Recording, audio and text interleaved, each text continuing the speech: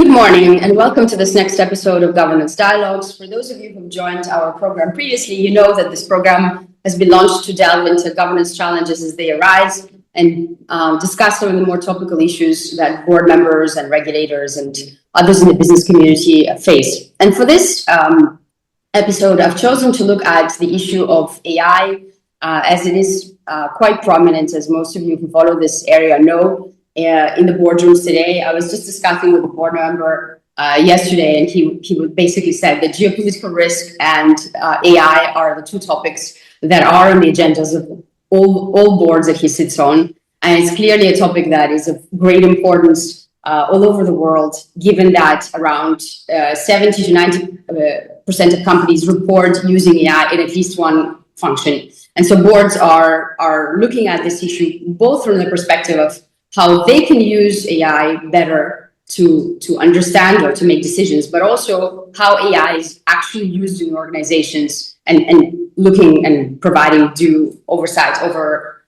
different uses of AI in their companies. And to discuss this question, I couldn't think of a better person to invite than Steve Bertamini. Steve joins us today from Taiwan. Steve, thank you so much for joining us. My pleasure. Thanks for having me. And perhaps I'll just say a few words about what you've done and the reason I've chose to invite you. As you've led Rajhi Bank, you've had senior roles at Standard Charters, China Development Financial, Kearney, and for our purposes, perhaps most interesting is the fact that you founded a company called Ai966. And for those of you who are not in the region, perhaps I should explain that 966 is the country code of Saudi Arabia. So this is a company doing business in the Middle East, so Steve will tell us in about a second. And I thought to have a conversation with him about the uses of AI and what he's doing with this company, particularly working with boardrooms in the region. And looking at all these different applications. So the first question perhaps I wanted to ask you, Steve, is around the presence of AI board members in company boards. And it's still sort of one of the less frequent applications that we see. Something that we saw started in around 2014 with a firm called Deep Knowledge Ventures appointing an AI system called Vital as a board member. So that was about 12 years ago. And we saw more recently, and I commented on that in an article I wrote a couple of years ago now, probably 2 years, Abu Dhabi International Holding Company introducing a board member called Aiden AI to actually be appointed as a board member. And it's something that I found at the time quite controversial because there are questions around fiduciary responsibility and whatnot. So I wanted to ask you for your thoughts about experiments done so far to include AI board members on boards. What do you think of the success rate of those and perhaps some of the implications or challenges that you see?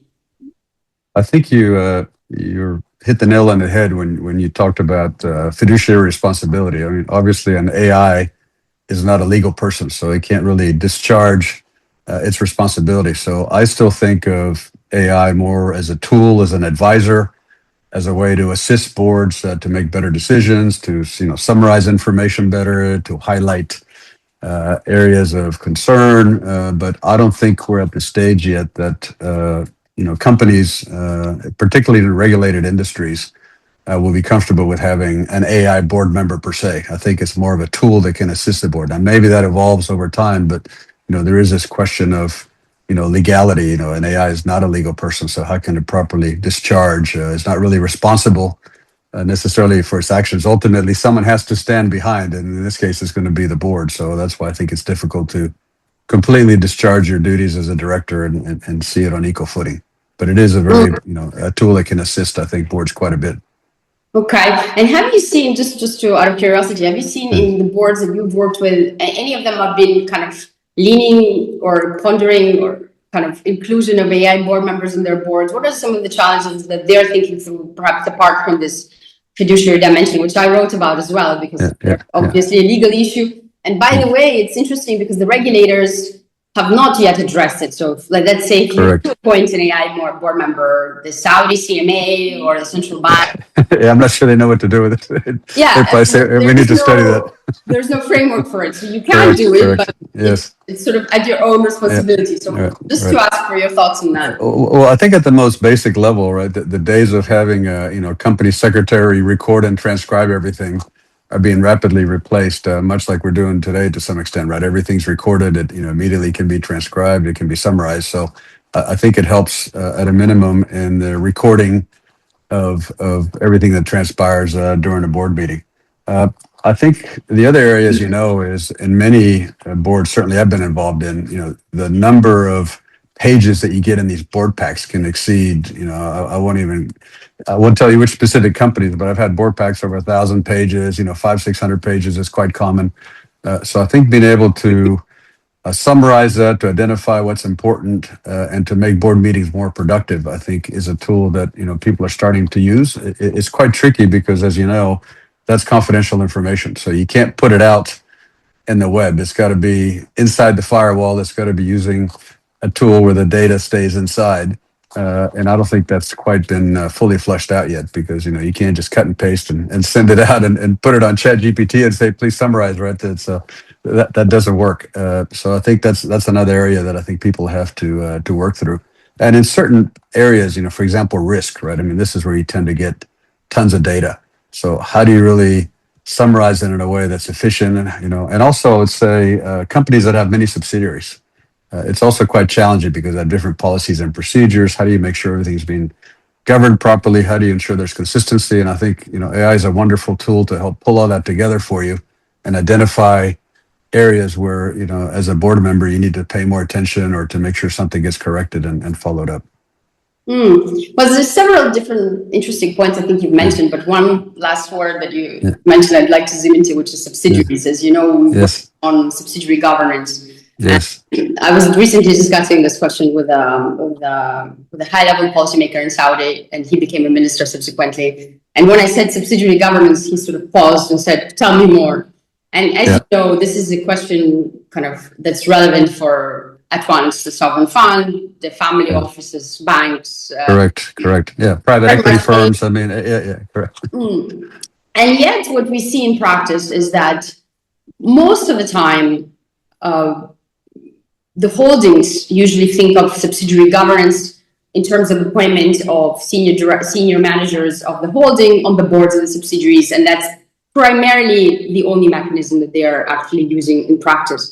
And we've worked quite a bit on trying to improve risk, to your earlier point, on compliance reporting or the oversight arrangements, of course, which depend on the sector, the level of ownership, the nature of the strategic kind of whether it's a strategic investment or not. And I wanted to get your thoughts as to kind of applications of this AI monitoring for subsidiary purposes. What can or has been done, first of all, or what can be done going forward for subsidiary governance monitoring to be more effective with AI tools? Yeah, well, one example I can point to is Emirates NBD, because they've got some public information out there. So they have started using AI, particularly at the subsidiary level. And it's, in some of the areas you'd expect. It's really making sure that, for example, the risk frameworks are being consistently applied. All the delegations of authority are consistent with, what should be happening from a parent level.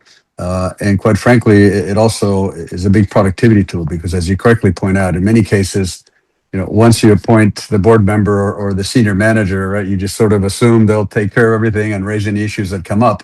And the reality is that, sometimes that happens and many times it doesn't. So I think this gives you a better structure, a better ability to ensure that all the things that you expect to happen at a subsidiary board level are actually occurring. So again, I think it's a great tool to keep everything on rails, to make sure you're not missing something, and even independently to review papers, for example, and say, okay, does this match, or do I see anything here that would be a cause for concern? Because the likelihood of someone at the parent company that's not directly involved in the board to review all the board papers and try to find that is extremely low. And it's usually going to be a junior person filing paperwork and ticking boxes saying, yes, meeting took place. Here's a very brief summary of the board meeting, which is great until something goes wrong, right? And then someone comes in and says, "How come you guys didn't pick this up?" Right? So again, I think it's a bit like belts and suspenders, or just a bit of a safety net that should give complex organizations or companies with subsidiaries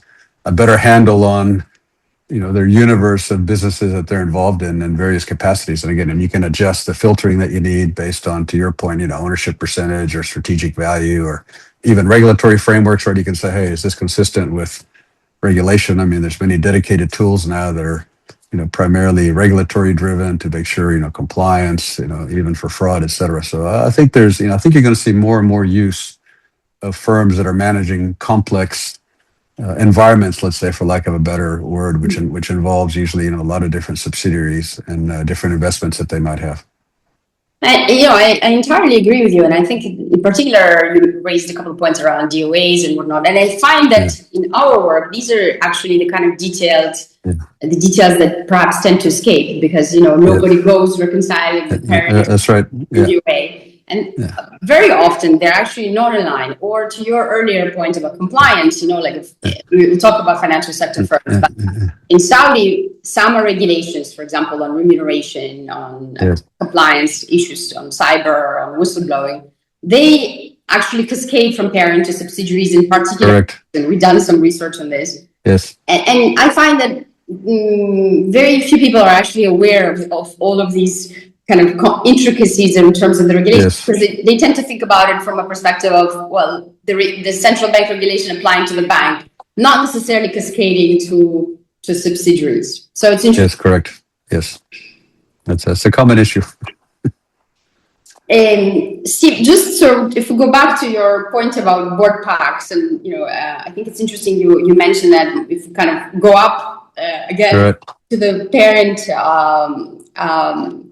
level, we know that if you look at research globally, it's interesting that board packs are growing, that solutions like Diligent and whatever that facilitates, let's say, the digestion of all this information and the production of it in a proper and confidential manner is growing. There are options on the table. But if we look at kind of results, 48% of boards are saying that these board packs are actually adding value. So about half of the boards say that there's some sort of an issue with them.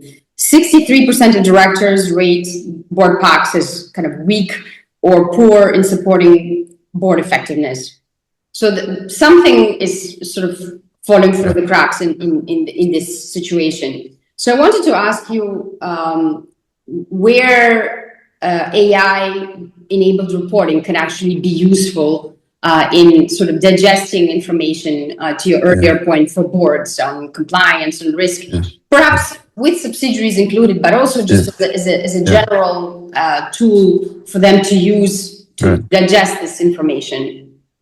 So look, I'll go to the risk committee as probably one of the best candidates, because there you tend to get a huge amount of data. And again, there's also a lot of regulatory requirements that have to be fulfilled, a bit like compliance as well, I think falls in a similar vein. And it's very difficult for a board director to be across all the regulation, all the latest requirements that are coming from the regulator in terms of compliance. Some of them are global, some of them are local. So you need the ability to identify an issue or a pattern in a way that, unless you're going to go, spend a huge amount of time, literally try to find inconsistencies and constantly reference, which again, in many cases, a lot of directors are not going to do. And I'm not saying that's on purpose, but just the expertise that's required, in many cases, it's going to be lacking. So I think this is where AI can really highlight areas to focus on, because again, if you have a great management team or someone that's very confident, they'll highlight, hey, we haven't, because usually people like to react to something broken or negative, right? So most people don't want to highlight that. Okay, if I get put in a corner, okay, I'll provide a bit more information. But it's rare that people are forthcoming at the start. Okay, here's everything that's wrong, and here's what I couldn't fix. So you've got to sort of, through questions, and you can sometimes identify that. And in some cases, you've got a great management team, and they say, hey, look, this is going well, this is not going well, this is what we're doing about it. So I think it's just another tool, again, to help you cross-reference and identify areas that maybe management might have missed. I mean, they don't always catch everything. but also areas that, maybe there's more to it than meets the eye, but because you sort of get a cursory response, they're not going to, oh yeah, I'm glad you asked that because we're having a huge issue there, right? You're not probably going to get that answer. Yeah, we're looking into it. It's under control. We'll keep you posted, right? I mean, that usually you get an answer to keep things moving, but, directors that are experienced or have some tool that says, no, actually, we're really out of line, for example, with the standards of the competition or the regulation, is something that then puts you in a different framework of kind of questions and really, digging in, because ultimately, right, the boards are held accountable.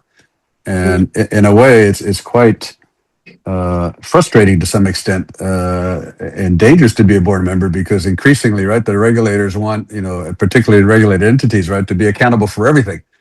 And how can you expect a person to just know everything, right? I mean, they're not running the day-to-day business. They can stick to high level strategic areas of focus, but not necessarily down in the minutia. Yet, if something goes wrong in the details, ultimately, right, you can become accountable at a board level for having missed that, even though management might have missed it or management didn't, properly disclose it, right? And then you get into investigations and fines and all sorts of things. So it's, again, I think it's a space that anytime you have complexity, a lot of information, a lot of regulation, these tools help you hone in and identify areas that, you should spend your time on, as opposed to, a lot of cursory people just reading and highlighting what's already there, right? Without necessarily drawing, where the risk could be, where the opportunity lies, where maybe there's an upcoming issue that needs to be dealt with. And I think AI, quite frankly, is a prime example, because, the issue that we're having with AI now is that everyone's got pressure to do something on AI. But I'm not sure they're thinking about AI governance first, right? It's kind of an afterthought. Okay, now, how do we make sure that, this is now deployed correctly? Can I audit it? Can I prove that there's no bias? I mean, so I think this is an emerging area that is going to require a lot of thought, because the regulators say, yeah, please go for it, but don't get it wrong, right? So obviously, how do you make sure you don't get it wrong, right? You need to show that, how where the data came from, how the model is used, you check for bias, and even a lot of the models today, right, they're not, developed in the Middle East, right? So how do you make sure, the language, the cultural aspects, so even the models that you purchase or that are developed, if they're not developed locally, you've got to put, the cultural language context in there to make sure that it's also not going to create the wrong output, for your customer or for the person that's using it. So yeah, there's quite a bit in the space that I think you're going to find more and more focus begins to take place. It's interesting you mentioned, because it's a one dimension that has not been really addressed kind of in the literature or in kind of even reflections on this topic of culture, and where we work in Saudi or in other parts of the Middle East. I mean, obviously there's been this tendency to import American or UK best practice, the combined code, or and correct. Let's say, frankly speaking, mixed outcomes. Yes. And I think it's the other important point you mentioned is kind of this issue of enforceability, that the regulators have not yet figured out how they want to control this process. Yes. But equally, they would probably not want it to be, without control. So, for example, the SAMA is quite specific about not having the data leave outside the border. So while there are not really specific regulations saying thou shall do ABCD with respect to governance, it's coming. Sort of is that what you're thinking? Yeah, I think it has to. I mean, and in some cases, and again, I'm not up to date on the latest regs of exactly who's doing what, but I think again, you have to, in regulated entities by definition, right? You have to be able to prove, where the data came from. You can be audited, because even internally, right? I mean, increasingly, audit's going to have the job of saying, okay, please make sure the model's being used as intended. And then how do you continue to monitor it? Because obviously these are learning models, right? So new information comes in, it automatically makes adjustments. How do you know that that's the correct adjustment, right? So someone has to constantly check this. And I think it's early days, right? And I would expect that not every organization is putting governance first. I mean, they're trying to get out there, they're trying to learn, which is great. But if they're not also thinking about how do I govern this from the start, and they come back and try to reverse engineer governance, let's say 6 months or a year from now, when you've got hundreds of models running around, it's going to be a nightmare. So you've got to think about that at the beginning to make sure that as you scale up, you can scale up confidently, as opposed to waking up one day and realizing, oh, we've had this sort of fundamental flaw in our process, and now everything's coming unraveled, and we've got to redo it, or we got liability, or now we're going to be fined. So it's one of these things that in hindsight it'll look like the right thing to have done, but I don't think it's at the forefront of most people's mind right now as to how do I make sure before I release it in the wild that I do have it governed properly. So actually, I wanted to perhaps dive into this issue of regulation, in particular regulated sectors, because obviously you have enormous experience in the financial services sector, and we just touched on SAMA and regulated sectors, such as banking and insurance, where there is naturally, let's say, greater complexity, especially with respect to risk and compliance processes. And AI is already being embedded in particular areas such as fraud, credit risk, AML monitoring.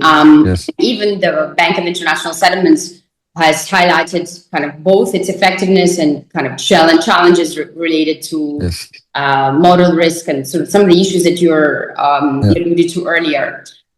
Do you think that there are kind of very specific applications for insurance and banks that need to be threshed up, thought of separately from other sectors? Is there, let's say, a separate case for using AI in these sectors that needs to take into account specific parameters that other sectors are not exposed to? Look, I think the short answer to some extent is yes. And the reason I say that is, you're obviously dealing with customer information.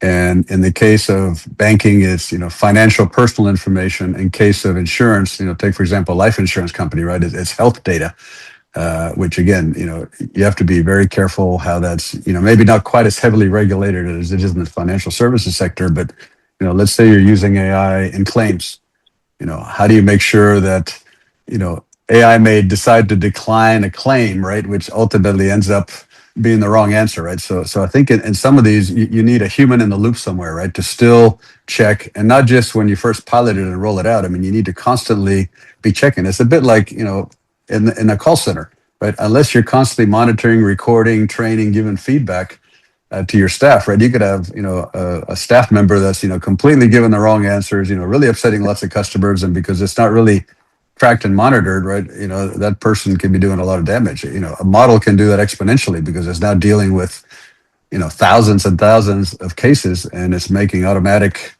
decisions based on experience, which maybe 90%, 95, even 98% of the time they're correct. But the few times that it's not, who's on the hook, and how can you show that you did everything you could have done to prevent that? Because it's going to look pretty obvious. Well, it said no. Well, it's pretty clear the answer is yes. How did that happen? And you can't say, we're not really sure. Let us look into it, right?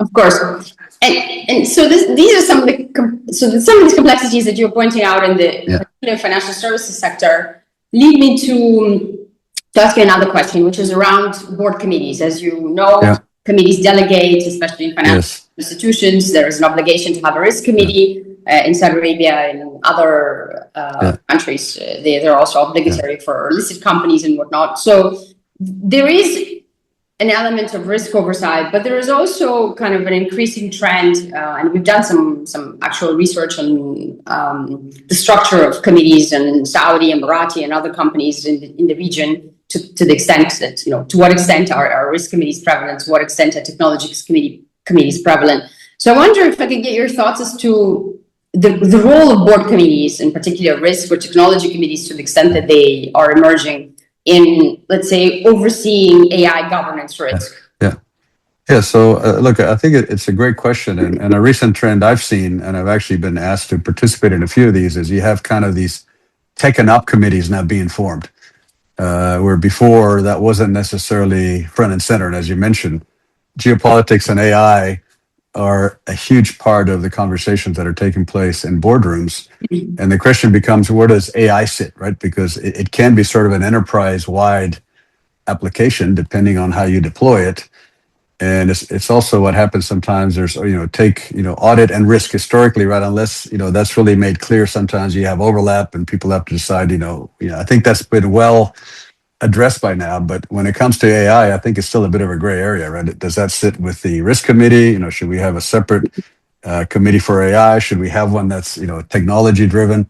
And I think what seems to be the emerging trend right now is technology. Also, primarily because the spend and the speed of technology has moved so fast that it's quite difficult for boards to keep up. So increasingly, you're seeing boards specifically saying, "I need to bring people in with tech, with AI experience, because quite frankly, we have a great board, but you know, they're just playing with Chat GPT, and that's as far as they go, right? You know, they don't really fully understand where agentic AI is going and how agents ultimately are just going to talk to each other, and how do we make sure that we get it right, and how much money should we be allocating here? So there's a whole series of questions that are beginning to emerge because both management and boards, by definition, this is it's a new area for everyone to begin with, but obviously, some countries and some people have more experience than others. And unless you try to bring that in to help you bring a bit more balance, you risk having a bit of a blind spot because there's just no one there that's really conversant and comfortable to challenge, to ask questions, and to raise some of these issues, right? Because they're on passive listening mode and yeah, that's good. Let's do more, right? As opposed to wait, hold on a minute. Have you thought about this? Have you thought about that? How are you going to make sure this doesn't happen? And do you see, just to your point about committees and roles, do you see more of board committees being formed to oversee this risk? Yes. Or is there I think this is, well, first of all, I remember back even in my Rajhi days, right? I mean, I said, hey, I need someone in charge of data, okay? Because data, who owns data, right? It's all over the place. Everyone's got their own siloed data. It doesn't reconcile, right? Financial systems with the risk. They're all slicing and dicing the data differently. So it starts as always, right, with data, right? You have to have, and many people talk about data being the new oil, right? But governance is actually the refinery. If you want to put the next stage, right? How do you make sure that is properly used and synthesized, and it's going to the right use, and that the data that you have is correct? So you start with making sure somebody has responsibility for data, and then usually that leads to data governance. So, one is at the management. So you start with data, and then you need data governance, right? So there should be data governance at the management level. But then when you introduce AI, right, it's a whole nother area that's coming in that now, if the data is not governed properly, how do you make sure that, the AI is using the correct data? So now you're seeing this issue being escalated to the board level because it is a governance issue ultimately, right? So someone has to govern or have oversight over AI, and the logical place these days seems to be, technology, whether it's a tech committee or a tech and ops committee, as opposed to necessarily risk. Now, some risk committees may have a remit to, look after it, but I think given the speed and the complexity and how fast this is evolving, I think you're going to need dedicated committee with expertise in that area that can help management, both to help them and to challenge them, just to make sure that things are being done the correct way. No, I think it's an interesting area because, historically, we've seen this kind of audit and nomination remuneration duo